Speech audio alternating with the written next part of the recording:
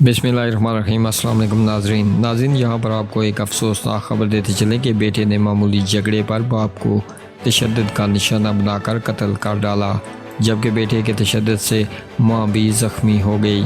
नाज़रीन, मामूली घरेलू झगड़े के बाद मुल्ज़म ने बाप के सर पर लोहे की वज़नी रॉड से हमला किया, जिसके बायस वालिद मौका पर ही जाँ बाक हो गया। मुल्ज़म दाऊद नशे का आदी था और बहाली सेंटर में ज़ेर इलाज था, जहां से चंद रोज़ कबल ही घर आया था। पुलिस के मुताबिक मुल्ज़म ने वालिदा को भी तशद्दुद का निशाना बनाकर जख्मी किया और फरार हो गया। जाँ बाक शख्स की शनाख्त 70 साला सलीम के नाम से हुई और आला कत्ल बरामद कर लिया है। हकाम ने बताया है कि वाक़े का मुकदमा दर्ज करके मुल्ज़म की गिरफ्तारी के लिए छापे मारे जा रहे हैं। नाज़रीन, ये अफसोसनाक वाक़या कराची के इलाके गुलशन इकबाल में पेश आया।